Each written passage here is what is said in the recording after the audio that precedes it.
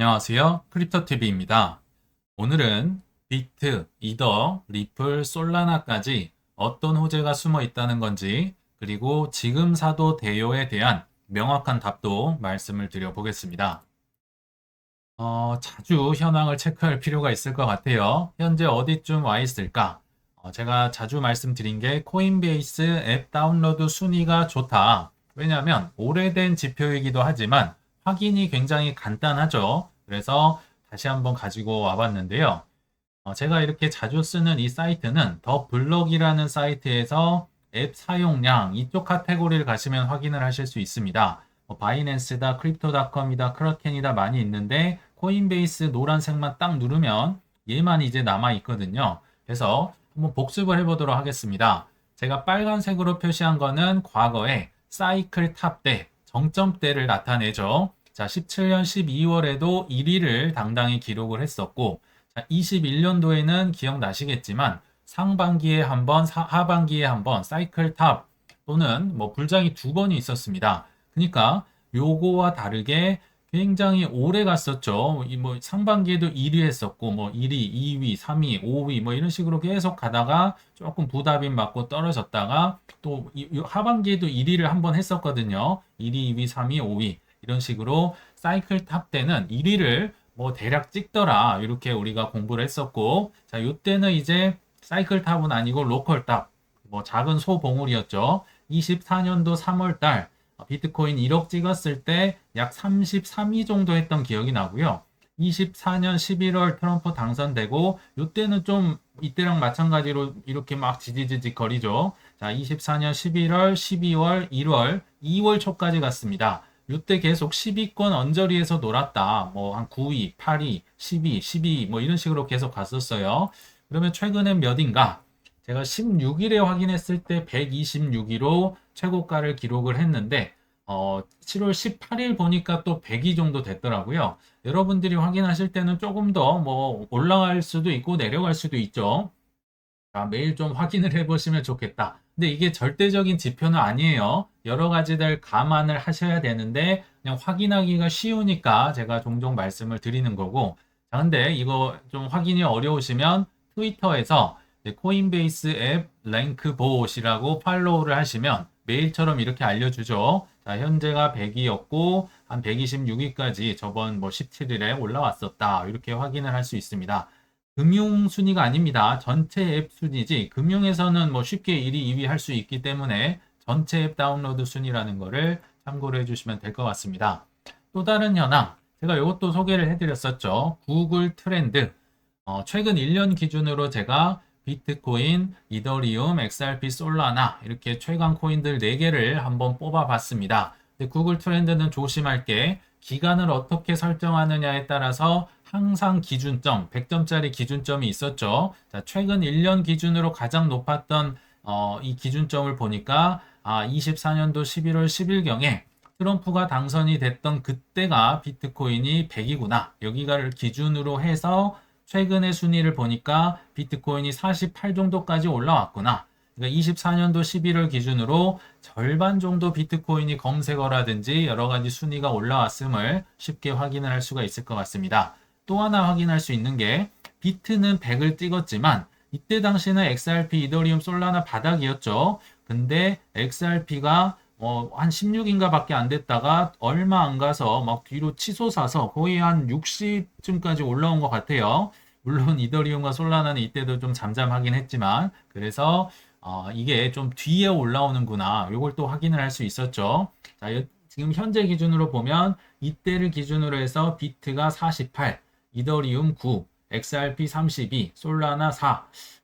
지금 XRP 정도만 사람들이 검색을 하고 이렇게 좀 올라오고 고개를 들고 있고요. 아직도 이더리움이란 솔라나는 그래도 좀 잠잠하다. 특히나 이더리움은 역시 비싸기도 하고 덩치가 크기 때문에 기관들이 위주로 해서 이렇게 검색어가 많이 올라가지는 않는구나 좀 확인할 수 있었던 것 같습니다.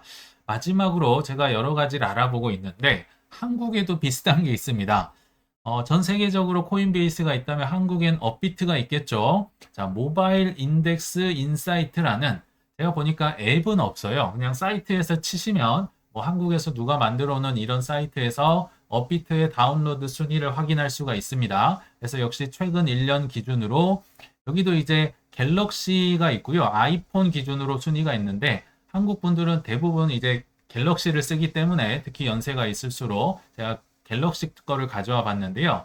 일단 최고 순위 도달일 해서 21년도 2월 21일쯤에 업비트가 1위를 한번 차지를 했었네요.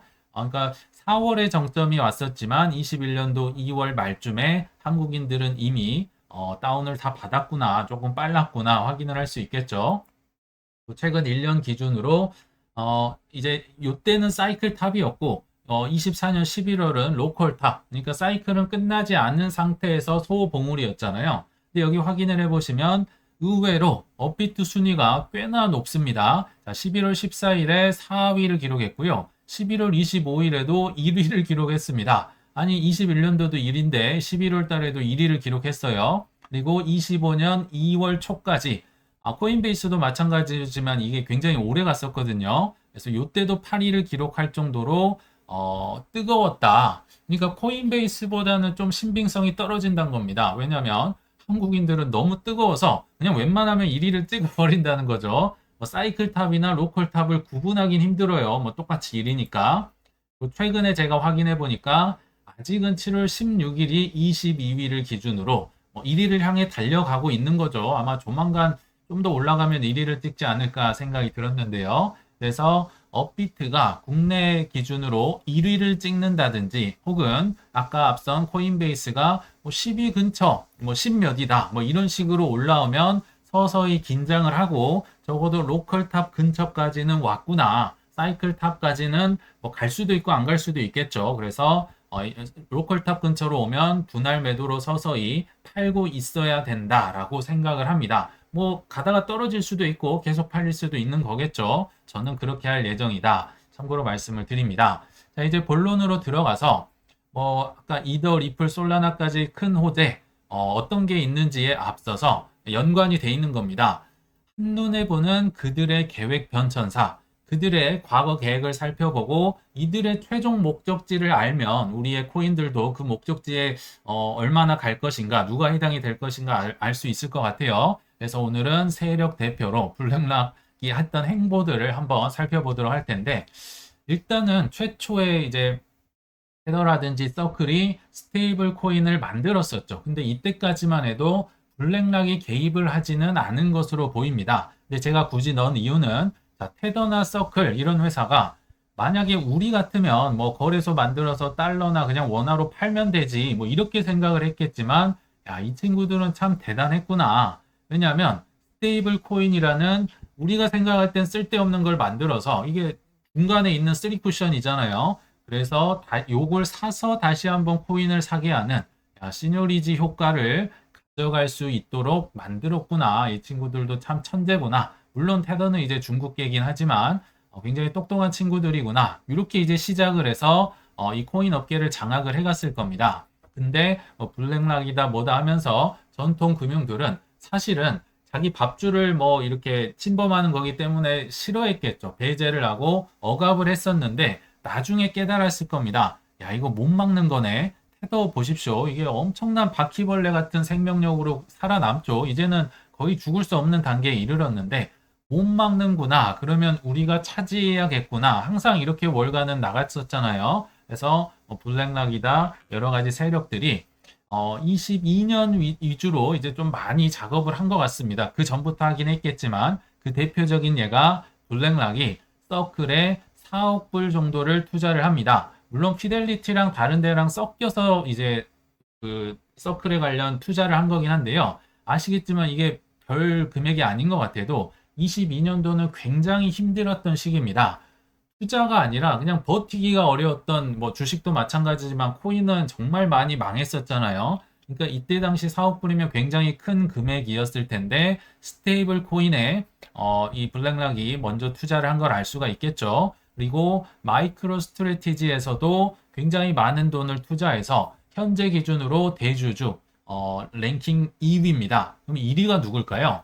그러니까 이들이 사실 전략 비축이라는 개념 자체를 만들었거든요. 스트래티지를 통해서. 자, 1위는 비트코인이 그렇게 싫다는 뱅가드입니다. 뭐 아시는 분은 아시겠지만 뱅가드가 1위, 블랙락이 2위, 뭐 그들이 다 차지를 하고 있고요. 또 다른 이제 대형 거래소죠. 코인베이스를 역시 블랙락은 2위, 지분 2위를 차지하고 있는데 1위가 누굴까요?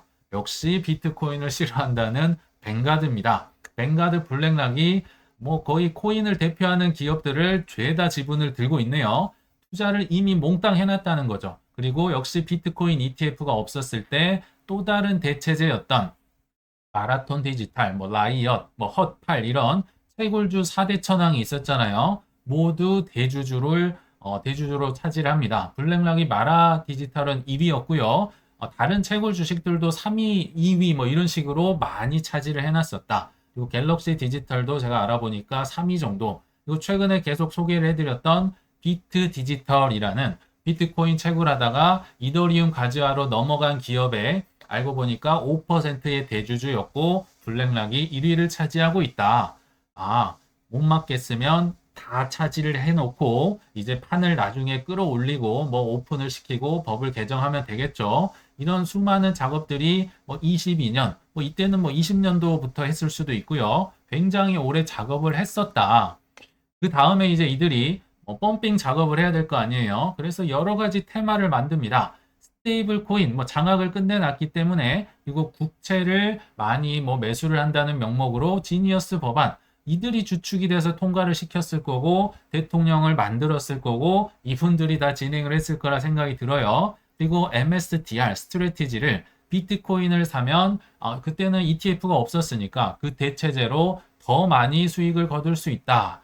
당연히 뱅가드, 블랙락 이런 친구들이 허락을 해줘야지 스트래티지가 비트코인을 살 수 있겠죠. 그 정말 끝없이 나오는 돈은 대주주들이 뭐 주주총회나 이런 걸 통해서 전환사채하게 해줘, 담보대출하게 해줘, 승인을 하니까 하는 겁니다. 이들이 만든 전략이다. 그리고 최근에 말씀드린 비트 디지털, 뭐 샤프링크, 뭐 비트마인, 뭐 BTC 디지털 수많은 기업들이 비트코인 채굴에서 이더리움으로 넘어가는 것까지도 이들의 작품이다. 이들이 그냥 가지와 테마, 내러티브를 만들면 이런 식으로 흘러간다. 왜요? 다 차지를 해놨으니까 이제는 띄워야겠죠.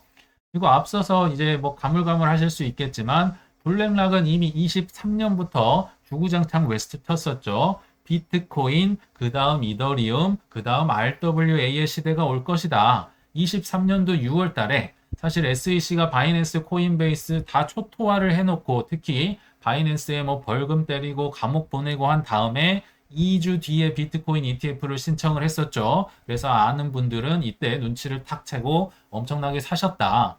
물론 이제 비트코인 ETF는 24년 1월에 됐었고 그 다음은 이더리움이다 했으니까 이더리움 ETF가 24년 7월 달에 승인이 됐었고 그 다음은 사실 23년부터 얘기를 했습니다. RWA의 시대가 올 것이다. 모든 것은 토큰화 될 것이다. 특히나 25년 1월 달에 다보스 포럼에서 SEC를 압박을 하면서 토큰화의 시대가 온다. 분명하게 계속 뭐 주주 서한에도 그렇고 외쳤었죠. 그래서 국채를 토큰화해서 판다. 주식을 토큰화해서 판다. 부동산을 판다. 뭐 뭘 판다. 엄청난 세상에 있는 모든 자산들이 본인의 수수료의 대상, 사고 팔 수 있는 수수료 내야겠죠. 정말 블루오션을 확대를 하면서 엄청난 돈을 긁어 모으고 있다. 이들이 그냥 외치면 가는 겁니다. 이런 테마, 이런 테마. 실제로 다 이루어지고 있다라는 거죠. 그러면 더 중요한 거. 이들의 최종 목적지, 다음 단계는 어디냐는 겁니다. 이번 사이클 그들의 최종 목표지를 알아야지 앞서 말씀드린 그런 코인들이 호재가 있는지 없는지 거기에 해당이 되는지 알 수 있겠죠. 자, 여기서는 이제 좀 상상력이 들어가요. 추정일 수는 있겠지만, 자, 제가 볼 때 이번 사이클의 최종 목표는 결국 미국 정부, 그리고 50개의 주가 있죠. 주정부의 암호화폐 전략 비축이 최종 종점지가 아닐까라는 생각이 듭니다. 아직 여기에 대한 구체적인 안이 나오지는 않았었죠. 저의 추정이긴 합니다. 그러나 분명히 3월 달에 올해 트럼프 대통령이 행정명령을 통해서 전략 비축하는 거 좀 알아봐. 이렇게 스콧 베센트와 하워드 루트닉에게 얘기를 했는데 5월 달에 보고를 해야 되는데 보고는 했을 수 있겠지만 우리에게 보고를 하지 않았어요. 계속 트럼프가 깔고 뭉개고 있다. 저는 추정컨대 관세 전쟁이 끝나길 기다렸다가 한 방에 터뜨리려고 하는 게 아닐까라고 추정을 했었는데 아무튼 제가 한 2주, 한 달 전만 해도 이런 얘기를 해도 뭐 코인 비축은 무슨 코인 비축이냐, 워낙 가격이 안 좋았으니까요. 그러나 가격이 올라가면 될 수도 있을 것 같은데 좀 자신감이 생기지 않을까 생각이 듭니다. 자, 뭐 근거가 없으면 안 되겠죠. 자, 미국 전체 정부 차원에서 질질 끌고 있기 때문에 주정부에서 못 참고 발효가 됩니다. 이제 테이프를 끊었던 게 바로 뉴햄프셔 주였죠. 올해 5월 달로 기억이 되는데요. 미국 최초로 비트코인 비축 법안을 제정했다라고 하는데 구체적인 조건을 한번 보시면 좀 의미 있는 내용이 나옵니다. 최소 5천억 달러 이상의 시가총액을 가져야 한다는 제한 조건이 붙어 있었다라고 하는데 여기 보시면 비트코인, 제목은 이렇게 달았지만 비트코인이 아니에요. 시가총액 5천억 달러 이상의 디지털 자산에 투자할 수 있도록 허용했다. 행정명령 3월 달에 낸 것도 비트코인 비축이 아니라 암호화폐, 디지털 자산 비축이라고 나왔기 때문에 제가 계속 비트가 아니다. 이건 이도도 들어갈 수 있고 그 뒤에도 들어갈 수 있다. 계속 말씀을 드렸었죠. 현재는 이 조건을 충족하는 게 당연히 비트코인밖에 되지 않으니까 뭐 요것만 된다. 왜냐하면 비트코인 킹왕짱 워낙 많이 우리가 봤기 때문에 다른 건 안 돼라고 하겠지만 나중에 허용이 될 가능성이 저는 있다. 왜냐하면 뉴햄프셔가 이미 했잖아요. 처음에는 스테이블 코인 스테이킹도 포함이 됐지만 이때만 하더라도 뭐 이런 게 아직 지니어스 법안이 통과도 안 됐기 때문에 이건 뭐 사라졌었다고나 하고요.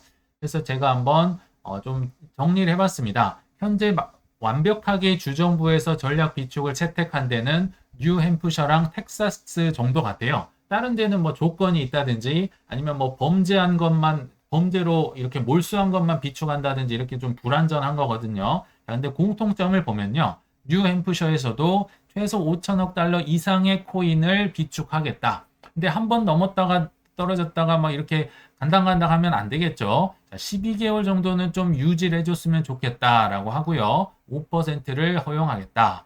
텍사스는 뭐 엄청나게 큰 주긴 하지만 역시 5천억 달러의 코인이면 전략 비축을 할 수 있다. 다만 뉴햄프셔보다는 조금 더 오래 유지를 해줬으면 좋겠다. 그리고 3% 이내면 좋겠다. 그리고 오클라호마는 사실 될 뻔했는데 상원인가에서 맞춰서 떨어졌어요. 하원은 통과했는데 상원이 부결돼서 최종적으로는 통과를 하지 않았지만 법안 최초의 이 자격을 보면 역시 최소 5천억 달러 시가총액을 넘어야 됐다라는 겁니다. 굉장히 공통점이 있다는 거죠. 그래서 통과된 곳들의 공통점은 시가총액 5천억 불 이상의 암호화폐면 전략 비축이 될 가능성이 있다. 무조건 된다는 게 아니라 있다라고 한번 추정을 해보자는 거죠. 자, 여기서는 이제 더 상상력을 가미를 해봐야 됩니다. 될 수도 있고 안 될 수도 있는데 저는 될 거라고 생각이 듭니다. 왜냐하면 트럼프가 이걸 안 할까요? 본인이 올인을 해놨었고 이미 뭐 행정명령을 만들었고 이미 뭐 암호화폐 3법을 한 마당에 저는 국가적으로 할 수 있는 최선을 다할 것이라 생각이 듭니다. 본인의 이익과도 부합이 되기 때문에 그렇겠죠. 그래서 이번 사이클 최종 목적지는 결국은 시가총액 5천억 원 이상 정도 되는 이 코인들이 전략 비축이 되냐 안 되냐, 미국 정부 차원에서 또는 주정부 차원에서 되냐 안 되냐가 저는 마지막 목적지라는 생각이 듭니다. 그러면 이제 전체 코인들의 시가총액을 한번 살펴봐야 될 거고요. 제가 1위부터 10위까지를 한번 가져와 봤습니다. 물론 이게 워낙 출렁출렁 되기 때문에 이게 7월 18일에 찍어 놓은 거긴 한데요. 여기 보시면 비트코인이 2.3조 달러. 아까 5천억 달러니까 이건 뭐 충분히 넘은 거죠. 자, 이더리움이 불과 한두 달 전만 해도 이게 한 2천억 달러 정도 됐던 것 같은데 두 배가 벌써 넘어버렸습니다. 한 4,300억 달러, 4,380억 달러니까 5천억 달러 되려면 불과 뭐 한 600억 달러 얼마 남지 않은 것 같습니다. 자, 이더리움은 그래도 넉넉하게 들어갈 것 같고 XRP는 한때 이더리움이 뒤쳐졌을 때 뭐 이더리움을 뛰어넘네 만에 했는데 지금 이더리움이 좀 올라와서 2천억 달러가 조금 넘는 것 같고요. 테더는 안 되겠죠. 그리고 바이낸스 한 1천억 달러, 솔라나도 약 1천억 달러 정도. 뭐 요 정도가 그래도 조금 의미 있는 전략 비축의 후보군이 아닐까. 물론 뭐 도지도 있고 에이다도 있긴 한데 5천억 달러까지 가기에는 조금은 쉽지 않겠다. 왜냐하면 딱 찍고 내려오는 게 아니라 계속 유지가 돼야 된다는 거죠. 그래서 시가총액이 높을수록 유리하다. 그래서 아마도 이번 사이클 내내 있는 이제 테마 중에 하나가 일단 시가총액이 높다. 왜냐하면 알트코인 ETF도 돼야 되기 때문에, 즉 전략 비축을 하려면요, 알트코인 ETF가 있는 게 굉장히 편합니다. 주정부, 기관들, 뭐 정부들은 ETF를 굉장히 선호하거든요. 편하고 뭐 세금 관리도 편하고 하니까. 그래서 알트코인 ETF가 중요하다. 엄청난 통로가 될 수 있다는 겁니다. 그리고 미국 코인이어야 된다. 물론 바이낸스, 그리고 에이다 밑에 트론도 있거든요. 좋은 코인들이긴 맞지만 오를 수는 있지만 전략 비축에 대한 확률이 그렇게까지는 다른 코인보다는 좀 낮지 않을까 개인적으로는 생각을 해봅니다. 뭐 알트 ETF까지는 나올 수 있지만 비축 후보군까지는 조금 안 될 가능성이 있다. 뭐 중국이기 때문에 미국에 뭐 반발도 있을 수 있고요. 자, 그래서 AI를 통해서 제가 여러 가지 한번 예상을 해봤습니다. 이게 강세장을 기준으로, 지금 기준으로 하면 사실 이더리움도 안 들어가는 거죠. 그래서 강세장이 만약 온다면 너가 가정을 해봐라. 뭐 시가총액, 뭐 금리나 뭐 이런 거 수많은 것들을 고려해서 AI에게 한 25년에서 26년 사이에 강세장이 오면 그때 시가총액을 한번 예상을 해봐라 라고 제가 명령을 해본 겁니다. 물론 뭐 그때그때 다르고요. 항상 다를 수는 있지만 제가 최근 기준으로 이렇게 얘기를 해보니까 비트코인이 4.2조에서 5조 달러까지 올라갈 수 있다. 근데 이 친구는 현재 아까 2.3조 달러였잖아요. 그거 기준으로 계산을 하는 게 아니라 전고점에 있는 그 시가총액을 기준으로 항상 계산을 하더라고요. 자, 전고점 기준으로 3.5에서 4배, 4.2배 정도 간다고 가정을 했을 때 요 정도 오를 것 같습니다. 아까 2.3조 달러를 대비해보면 2배에서 한 2배 반 정도 간다고 보는 거죠. 지금 기준으로.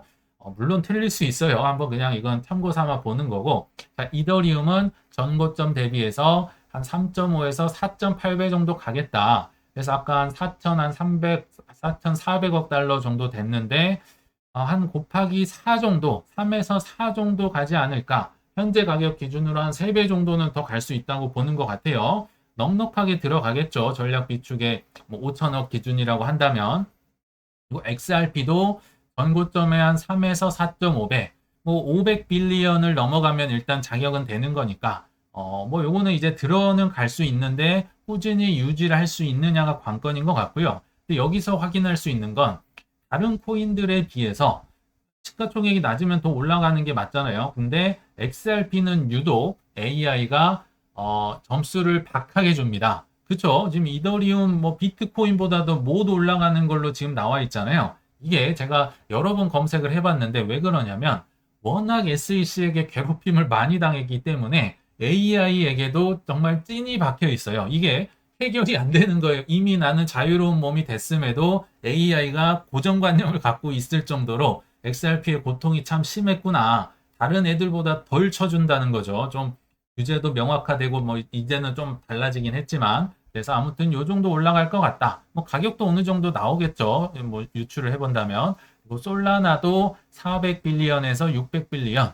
근데 얘는 진짜 간당간당한 것 같아요. 500빌리언이 뭐 기준이라고 한다면 일시적으로 터치는 할 수 있지만 좀 유지는 조금은 어려울 수도 있다. 그래도 뭐 가격은 뭐 다른 것보단 조금 더 올라간다고 이렇게 예상은 했네요. 그리고 에이다는 물론 뭐 많이는 오르겠지만 근처에는 못 간다. 500빌리언에는 못 간다. 한 5배에서 한 8배 정도 전고점 대비해서 올라가겠구나. 이렇게 얘기를 하네요.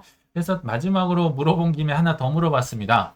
강세장을 기준으로 너가 볼 때 미국 정부나 주정부들의 에서 채택할 수 있는 확률이 어느 정도 될 것 같아? 제가 한번 물어봤어요. 그러니까 뭐 결론부터 얘기하면 비트, 이더, XRP, 솔라나 정도만 그래도 조금은 의미 있는 확률이다. 여기 보시면 뭐 최종 확률 비트코인은 뭐 초과 달성이죠. 시가총액 기준으로. 그리고 여러 가지 다른 것도 고려를 한 겁니다. 정책이나 규제 리스크나 뭐 여러 가지 고려했을 때 비트코인은 100%다. 이더리움도 뭐 도달이 거의 확실합니다. 뭐 85%, 주정부 기관 뭐 다 한다는 거죠. XRP는 600에서 750빌리언이니까 500빌리언이 넘긴 하는데 이게 좀 꾸준히 유지가 돼야겠죠. 그래서 도달 가능. 여기 보시면 계속 소송이 나오고 규제가 불확실성이 뭐 남아있다. 뭐 제한적인 채택이 된다. 이 AI가 정말 쩔여 있어요. SEC의 공격에. 그래서 생각보다는 그래도 조금 낮은 40%, 그리고 솔라나는 근접은 가능하나 뭐 여러 가지 좀 한계를 부딪혀서 35%다라고 하고요. 나머지 이제 BNB나 에이다나 도지는 뭐 시가총액도 그렇고 특히나 BNB는 중국 쪽이기 때문에 25, 뭐 5%, 뭐 1% 이렇게 됐네요. 자, 이런 코인들이 그렇다고 안 오른다는 게 아니에요. 전략 비축에 들어가지 않을 가능성이 있다.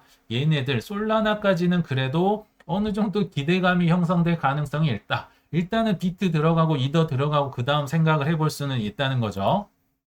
그래서 이번 사이클은 그들의 최종 목적지가 저는 결국 국가 또는 주정부 차원의 전략 비축, 이미 기관들이 전략 비축을 많이 해놨기 때문에 국가로 넘어가는 것도 자연스럽다, 막 뜬금없다, 뭐 이런 느낌이 아니죠. 국가 차원에서도 저는 진행이 될 거다. 다만 거기에 어떤 애들이 들어갈지 제가 뭐 이런 여러 가지 가정을 통해서 한번 말씀을 드려본 거예요.